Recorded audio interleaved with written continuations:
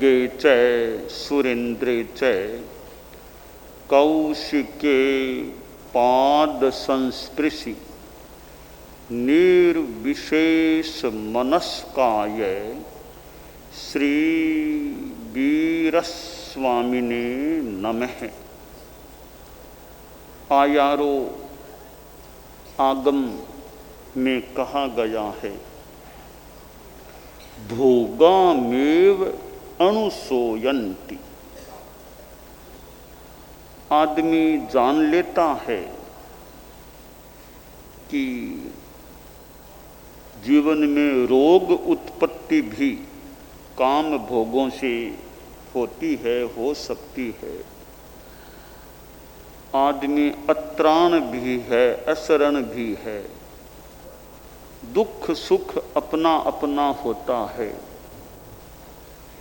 इन बातों का बोध हो जाने पर कई लोग धर्म की ओर आगे बढ़ जाते हैं, तो कुछ लोग जान लेने पर भी भोगों के बारे में ही ज्यादा सोचते रहते हैं। एक है योग, एक है भोग और एक है रोग। योग साधना जो अध्यात्म की साधना है, धर्म की साधना है, उससे तो आत्मा के रोग भी दूर हो जाते हैं और कई बार शारीरिक कष्ट भी योग साधना से संभवतः दूर हो सकते हैं। तो योग साधना में हमारा कितना रुझान है, कितना समय लगता है और पदार्थों के प्रति हमारा कितना रुझान है। ठीक है, पदार्थों से सर्वथा छुटकारा होना मुश्किल है। जीवन को चलाने के लिए पदार्थों का, पुद्गलों का सहयोग लेना होता है। खाना पीना, पहनना ओढ़ना आदि क्रियाओं में पुद्गल हमारे काम आते हैं, परंतु एक है आवश्यकता, नीड, और एक है इच्छा, वांट। नीड और वांट में समरसता है अथवा अंतर है। नीड, आवश्यकता कितनी है और वांट, इच्छा, लालसा वो कितनी है। जिस पदार्थ की आवश्यकता है उसका तो मान लो उपभोग करना अपेक्षित है। भूख लगती है, भोजन चाहिए। प्यास लगती है, पानी चाहिए। शरीर को ढकने के लिए कपड़े भी चाहिए। रहने के लिए आश्रय, मकान भी चाहिए। तो कई चीजें हमारे जीवन के लिए आवश्यक है। पढ़ने लिखने के लिए पुस्तक चाहिए, कॉपी चाहिए, पेंसिल चाहिए। बैठने के लिए मान लो कुर्सी चाहिए, सोने के लिए पलंग चाहिए। हवा लेने के लिए भी मान लो कुछ आदमी को पंखा और चाहिए। तो ये आवश्यकताएं हैं। तो आवश्यकता कितनी है और अनावश्यक लालसा, इच्छा कितनी है। शरीर को ढकने के लिए मान लो कपड़ा चाहिए। अब कपड़ा वो बढ़िया, उस कंपनी वो उतना, वैसा वैसा, बढ़िया बढ़िया, यह वहाँ वांट की बात भी हो सकती है। रहने के लिए आदमी एक सामान्य मकान में भी रह सकता है, पर बहुत ज़्यादा आलीशान मकान चाहिए, वहाँ वो वांट वाली बात हो सकती है। तो जो अपरिग्रह का सिद्धांत है, इसमें नीड और वांट इन दोनों पर ध्यान दिया जाए कि नीड आवश्यकता की पूर्ति के लिए क्या करना है, वो तो मान लो एक आवश्यक है, अपेक्षित है। बाकी लालसा आकांक्षा है, उसके लिए करना और उसमें भी अनैतिकता, बेईमानदारी से काम करना, वो एक विचारणीय और परित्यजनीय बात हो सकती है, हो जाती है।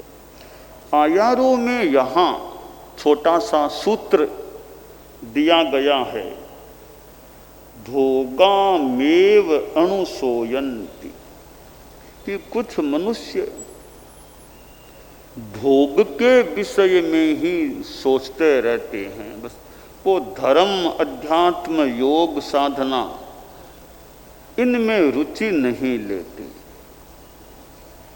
मनुष्य जीवन आखिर सीमित है, कोई हमेशा तो जीवन यह टिकने वाला नहीं है। और वर्तमान युग में 100 आ जाए, 115 आ जाए, 125, आखिर कितने आएंगे? 100 125 मान लो, वो भी सबको नहीं आते हैं। तो भी मेरा जीवन धीरे धीरे आगे बढ़ रहा है। मैं धर्म की साधना, अध्यात्म की साधना, परलोक के लिए, आत्मा के लिए, मोक्ष के लिए कुछ करता हूँ या नहीं? समय तो यह जा रहा है, बचपन बीत जाता है, जवानी आ गई, फिर आखिर जवानी भी बीत जाती है, वृद्धावस्था आ जाती है, कई बार शरीर में कुछ अक्षमता आ जाती है, तो बाद में स्वयं द्वारा चलना फिरना भी कठिन, और भी कार्यों में विवशता परवशता हो जाती है। ठीक है, वृद्धावस्था में भी धर्माराधना यथासंभवतया की जा सकती है, पर जवानी में भी कुछ करे कि ठीक है, ज़्यादा समय जवानी में निकालना मुश्किल है। 2 प्रकार की धर्म की साधना है, एक काल प्रतिबद्ध धर्म की साधना, एक कालातीत धर्म की साधना।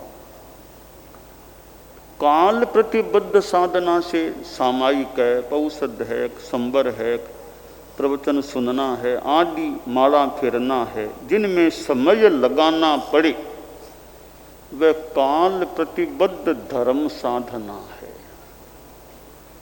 इसमें तो कोई कह दे भी मुझे ज़्यादा समय नहीं मिलता, बिजनेस है, धंधा है, परिवार का दायित्व है और है, तो ज़्यादा नहीं निकाल। ठीक है, जितना निकाल सको, सप्ताह में 1 सामायिक कर लो, माला रोज फेर लो, जितना कर सको उतना करो, कि अभी जवानी में तो जिम्मेवारियां है, अभी कमाई का समय है। ठीक है, हो सकता है, तो जितना निकाल सको समय उतना निकालने की चेष्टा करो।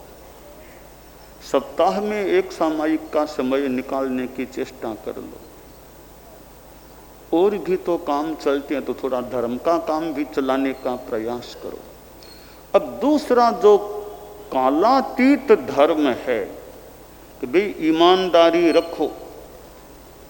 संत के पास एक राजनेता आ गया,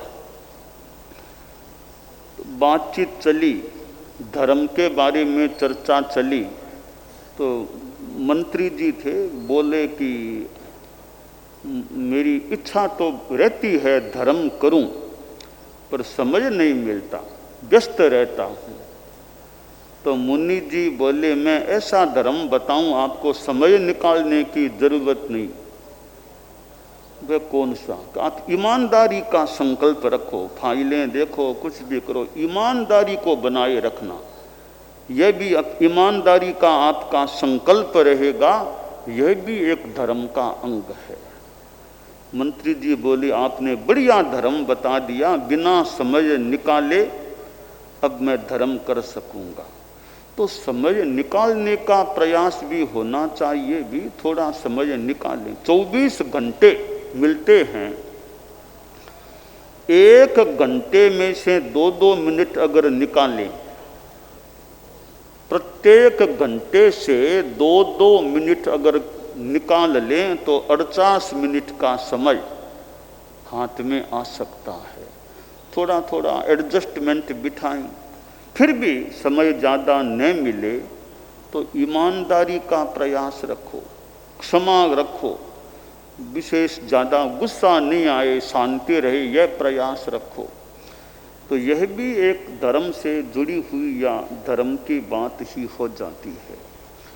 आयारों में जो यहाँ कहा गया है, भोगामेव अनुशोयन्ति, कुछ लोग भोगों के विषय में ही सोचते रहते हैं, खाना पीना वो करना, इसी में उनकी ज़्यादा रुचि रहती है। तो दृष्टिकोण आदमी का ऐसा बने कि मैं आत्मा के बारे में, अध्यात्म के बारे में भी सोचूं, आत्मा के बारे में भी कुछ ध्यान दूं, क्योंकि धन आदि चीज़ें सब यहीं रह जाने वाली है, साथ नहीं जाने वाली है।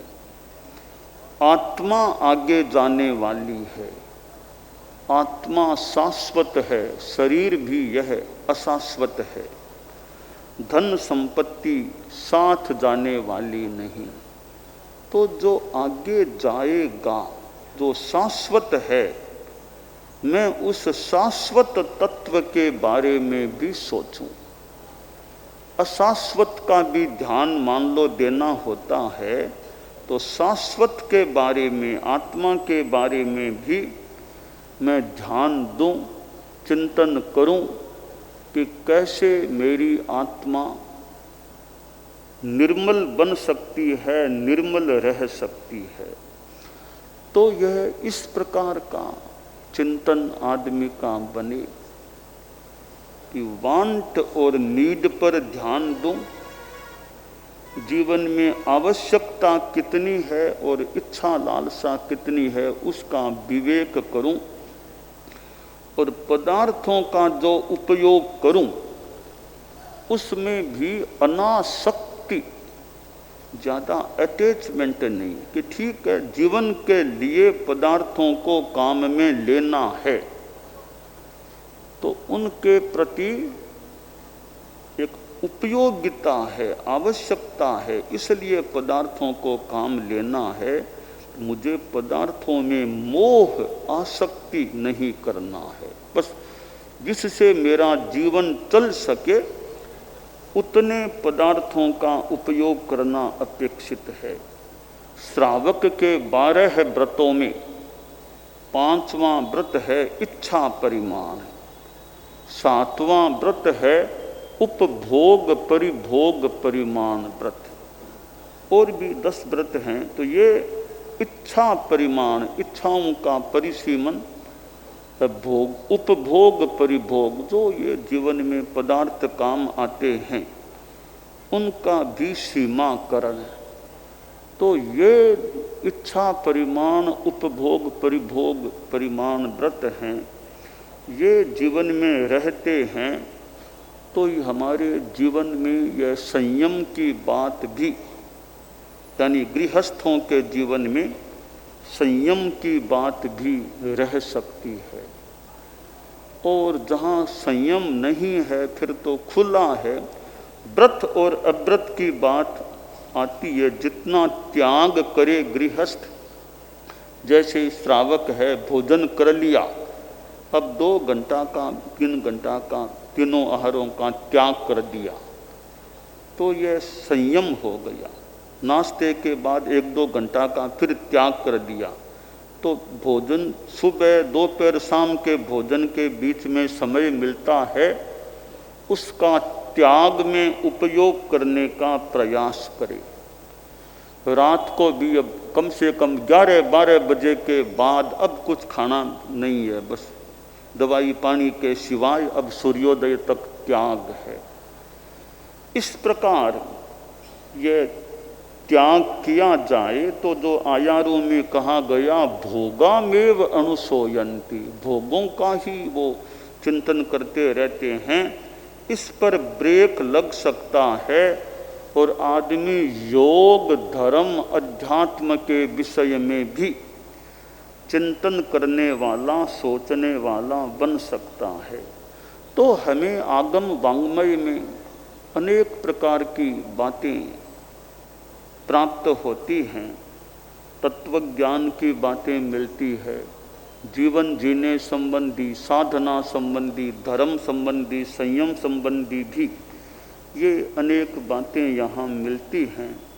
तो ऐसे ग्रंथों के पठन पाठन स्वाध्याय से भी एक आध्यात्मिक प्रेरणा हमें प्राप्त हो सकती है, क्योंकि ये प्राचीन कुछ अर्वाचीन भी हो ग्रंथ हैं जिनमें ये कल्याणी वाणी है, इनका स्वाध्याय होता है।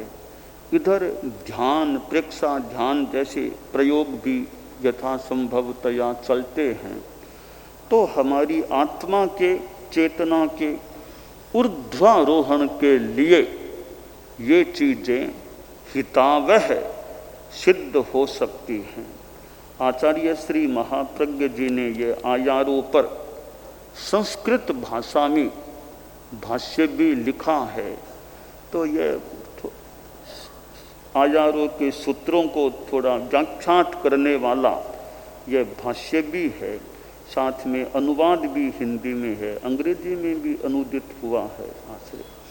तो ये आयारों एक आगम में और भी आगम और अनेक ग्रंथ हैं। गुरुदेव तुलसी का साहित्य है, आचार्य श्री महाप्रज्ञ जी का और भी साहित्य है। तो साहित्य के स्वाध्याय से भी यूँ आदमी को अच्छी प्रेरणाएं प्राप्त हो सकती हैं। तो हम स्वाध्याय भी करें, और जो ये कुछ दिशा निर्देशक सूत्र जो मिलें कि जैसे ये भोगामेव अनुसोयन्ति, कुछ लोग भोगों के विषय में ही सोचते रहते हैं, तो कैसे भोगों की सीमा हो, त्याग संयम जीवन में कैसे ज़्यादा से ज़्यादा बढ़े, जितना बढ़ सके बढ़ाने का प्रयास हो, सामायिक आदि आदि साधना के क्रम चलें, तो इससे एक संयम की चेतना का विकास हो सकता है। हम सिद्ध योगी आचार्य श्री महाप्रज्ञ से प्रेक्षा ध्यान का एक प्रयोग करें। आपको एक प्रयोग कराया जा रहे हैं श्वास प्रेक्षा का। 5 सेकंड में श्वास लेना है, 5 सेकंड भीतर रोकना है और 5 सेकंड रेचन करना है और 5 सेकंड बाहर रोकना है। इस प्रकार 20 सेकंड में एक श्वास। सावधान रहे, श्वास भरे, भीतर रोके, रेचन करे, बाहर रोके, श्वास भरे, भीतर रोके,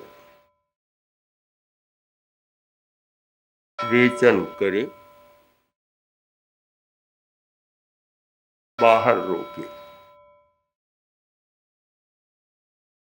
श्वास भरे, भीतर रोके, रेचन करे, बाहर रोके, श्वास भरे, भीतर रोके, रेचन करे, बाहर रोके, श्वास भरे, भीतर रोके, रेचन करे, बाहर रोके। श्वास भरे, भीतर रोके, रेचन करे, बाहर रोके। श्वास भरे, प्रयोग संपन्न।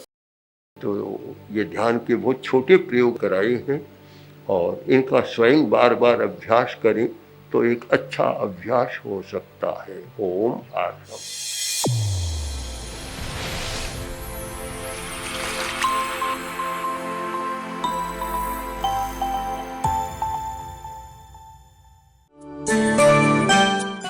एकाग्रता, तन्मयता, अपने आप को मंगलमय अनुभव करते हुए नमो अरहंताणम, नमो सिद्धाणम, नमो आयरियाणम, नमो उवज्झायाणम, नमो लोए सब्बसाहूणम, एसो पंचणमुक्कारो सब्ब पावपणासनो मंगलाणं च सब्बेसिं पढ़मं हवइ मंगलम। चत्तारि मंगलम, अरहंता मंगलम, सिद्धा मंगलम, साहू मंगलम, केवलिपन्नत्तो धम्मो मंगलम। चत्तारि लोगुत्तमा, अरहंता लोगुत्तमा, सिद्धा लोगुत्तमा, साहू लोगुत्तमा, केवलिपन्नत्तो धम्मो लोगुत्तमो। चत्तारि शरणं पवज्जामि, अरहन्ते शरणं पवज्जामि, सिद्धे शरणं पवज्जामि, साहू शरणं पवज्जामि, केवलिपन्नत्तं धम्मं शरणं पवज्जामि। धम्मो मंगलमुक्किट्ठम् अहिंसा संजमो तवो देवावितं नमंसन्ति जस्य धम्मे सयामणो। च इत्ता भारहं वासं चक्रवट्टी महिद्धियो सन्ति सन्ति करेलोए पत्तो गइमणुत्तरम्। देवदानव गंधर्वा जख रक्षस किन्नरा बंभयारिं नमंसन्ति दुक्करं जे करन्ति तम्।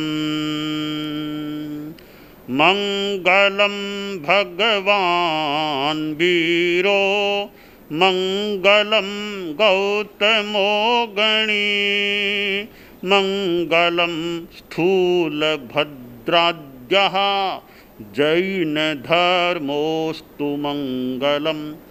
मंगलं मतिमान् भिक्षुः मंगलं भारमल्लकः मंगलं रायचन्द्राद्या मंगलं तुलसी गुरुः महाप्रज्ञोऽस्तु मंगलम्। तेरा पंथोऽस्तु मंगलम्। विघ्नहरण मंगलकरण स्वामी भिक्षुनो नाम गुण ओळख समरण किया सर अचिंत्या काम। विघ्नहरण मंगलकरण स्वामी भिक्षुनो नाम गुण ओळख समरण किया सर अचिंत्या काम। विघ्नहरण मंगलकरण स्वामी भिक्षुनो नाम गुण ओळख समरण किया सर अचिंत्या काम। सर अचिंत्या काम। सर अचिंत्या काम। एक दिवसीय त्याग आज आज के लिए धारणानुसार त्याग है।